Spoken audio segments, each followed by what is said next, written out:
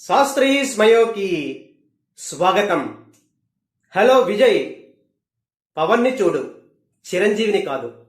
ఇది ఈరోజు నా వీడియోలో డిస్కస్ చేయబోయే అంశం. వీడియోని చివరి వరకు స్కిప్ చేయకుండా చూసినట్లయితేనే మీకు టాపిక్ పూర్తిగా అర్థమవుతుంది. వీడియో చూసి నచ్చినట్లయితే లైక్ చేయండి, నా ఛానల్ని సబ్స్క్రైబ్ చేసుకుని సపోర్ట్ చేయండి, బెల్ ఐకాన్ని తప్పనిసరిగా క్లిక్ చేయండి. తమిళ రాజకీయాల్ని, సినిమాల్ని వేరుగా చూడడం చాలా కష్టం. సినిమా క్రేజ్తో ఒక ఎంజీఆర్, కరుణానిధి తమిళనాడు ముఖ్యమంత్రులుగా తమిళ రాజకీయాలనే శాసించారు. అయితే తర్వాతి కాలంలో ఒక విజయకాంత్, కమల్ హాసన్ ఈ విషయంలో ఫెయిల్ అయ్యారని చెప్పాలి. ఇప్పుడు మరో తమిళ సూపర్ స్టార్ విజయ్ తమిళ రాజకీయాల్లో అరంగేట్రం చేసి ఒక ఎంజీఆర్లా ముఖ్యమంత్రి అవుతానంటూ ప్రజల్లోకి సమావేశాలు, సభలతో దూసుకుపోయారు. అయితే కరూరులో జరిగిన తొక్కిసలాటతో విజయ్ స్పీడ్కి బ్రేకులు పడ్డాయి. విజయ్ పార్టీలోని అనేక మంది నాయకులు, క్యాడర్ ఈ తొక్కిసలాట సంఘటనతో ఒక్కసారిగా స్తబ్దతగా, డల్గా మారిపోయారు.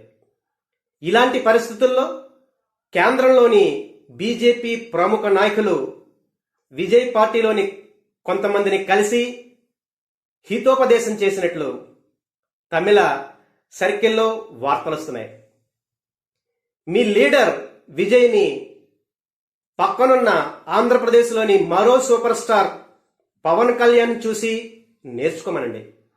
పవన్ కళ్యాణ్ ఎన్డీఏలో చేరి ఇప్పుడు ఆంధ్రప్రదేశ్లో డిప్యూటీ సీఎంగా అధికారంలో ఉన్నారు. ఆయన బ్రదర్ మరో సూపర్ స్టార్ చిరంజీవి సింగిల్గా ఆంధ్రప్రదేశ్లో ఎన్నికల్లో పోటీ చేసి కేవలం 18 స్థానాలతో సరిపెట్టుకున్నారు. తర్వాత పార్టీని కాంగ్రెస్లో విలీనం చేసి చేతులు దులుపుకున్నారు. ఈ ఇద్దరి మధ్య వ్యత్యాసం చూసి విజయ్ ఒక నిర్ణయం తీసుకోవాలి. ఎన్డీఏలో చేరాలి. ఎన్డీఏలో చేరినట్లయితే మనమందరం కలిసి స్టాలిన్ని ఎదుర్కోవడం చాలా ఈజీ అవుతుంది. ఈ విషయాన్ని విజయ్కి చెప్పండి. ఇది సారాంశం. ఈ విషయం విజయ్ కూడా చేరింది. అయితే విజయ్ పెద్ద డైలమాలో ఉన్నారు. ఎందుకంటే విజయ్ తన పార్టీని ద్రవిడ సిద్ధాంతాలు, పెరియార్ సిద్ధాంతాల బేస్ మీద ఏర్పాటు చేశారు. బీజేపీ తన సైద్ధాంతిక శత్రువని ప్రకటించారు కూడా. ఒక పక్కన డిఎంకేని వ్యతిరేకిస్తూనే బీజేపీకి కూడా దూరంగా ఉంటానని, తాను సింగిల్ సింహంలాగే ఎన్నికల్లో పోటీ చేసి ముఖ్యమంత్రి అవుతానంటూ ప్రకటనలు కూడా చేశారు. ఇలాంటి పరిస్థితుల్లో ఇప్పుడు బీజేపీ ఎన్డీఏలో కలిస్తే పరిస్థితులు ఏ రకంగా మారతాయి, దీన్ని స్టాలిన్ ఏ రకంగా తనకి రాజకీయంగా అనుకూలంగా మార్చుకుంటారో అని విజయ్ ఒక రకమైన కన్ఫ్యూజ్ స్టేట్లో ఉన్నట్లు వార్తలు వస్తున్నాయి. అయితే కరెక్ట్గా దేశముదురు స్టాలిన్ ఇప్పుడు ఈ విషయాన్ని పసికట్టి బీజేపీ భుజం మీద తుపాకీ పెట్టి విజయ్ని టార్గెట్ చేస్తున్నారు.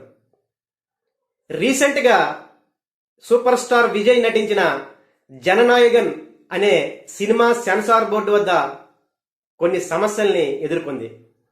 ఈ సినిమా రిలీజ్లో కూడా సమస్యలు ఏర్పడ్డాయి. ఈ అంశాన్ని ఒక స్ట్రాటజిక్ పాయింట్గా తీసుకుని స్టాలిన్ ఇప్పుడు బీజేపీ ఈడీ, సిబిఐల్ని తన చెప్పు చేతుల్లో ఉంచుకున్నట్లే ఇప్పుడు సెన్సార్ బోర్డుని కూడా తన చెప్పు చేతుల్లో ఉంచుకుంటూ విజయ్ మీద ప్రశ్న పెడుతోంది. విజయ్ని ఏ రకంగానైనా ఎన్డీఏలో చేర్చుకోవాలని విజయ్ సినిమాకి సెన్సార్ బోర్డు ద్వారా ఇబ్బందులు క్రియేట్ చేస్తోంది అంటూ స్టాలిన్ అటు బీజేపీని, ఇటు విజయ్ని విమర్శిస్తూ ఈ జననాయగన్ సినిమాని ఒక అస్త్రంగా మార్చుకున్నారు. ఈ సందర్భంగా స్టాలిన్ మాట్లాడుతూ ఈ మధ్యకాలంలో విజయ్ బీజేపీని కానీ నరేంద్ర మోడీని కానీ ఏ రకంగానూ విమర్శించట్లేదు. దీని అర్థం త్వరలోనే విజయ్ ఎన్డీఏలో చేరబోతున్నారు.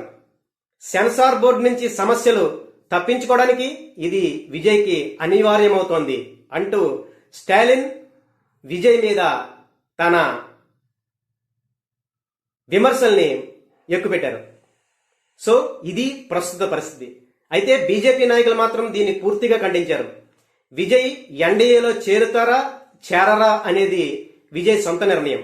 దానికి బీజేపీ పార్టీకి అలాగే సెన్సార్ బోర్డు ఈ విషయాలకి ఎటువంటి సంబంధం లేదంటూ బీజేపీ తమిళనాడు నాయకులు కొట్టిపారేశారు. అయితే ప్రస్తుత పరిస్థితుల్లో విజయ్ నిజంగానే ఎన్డీఏలో చేరే అవకాశం ఉందా అంటే దానికి పరిస్థితులు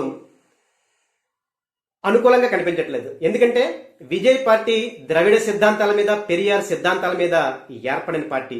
మరి బీజేపీ హిందూ జాతీయ విధానం మీద ఆధారపడిన పార్టీ. ఈ రెండు పార్టీలు ఇప్పుడు ఎన్డీఏలో కలిసినట్లయితే దీన్ని స్టాలిన్ ఒక అనుకూలమైన అంశంగా మార్చుకుని విజయ్ పార్టీని దెబ్బతీయడానికి ప్రయత్నిస్తాడు. అందుకే విజయ్ భయం.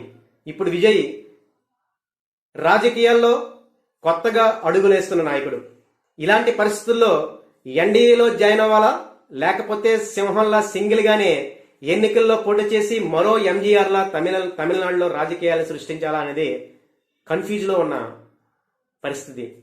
అయితే తమిళనాడు రాజకీయ ముఖ చిత్రాన్ని చూసినట్లయితే మనకు ఒక విషయం అర్థమవుతుంది. తమిళ రాజకీయాలు కేవలం ద్రవిడ సిద్ధాంతాల మీద, తమిళ సంస్కృతి, తమిళ భాష మీద ఆధారపడిన రాజకీయాలు. ఎంత సినీ రాజకీయ నాయకుడైనా ఇప్పుడు విజయ్ ఎన్డీఏలో చేరినట్లయితే తమిళ ప్రజలు ఏ రకంగా దీన్ని తీసుకుంటారో అర్థం కాని విషయం.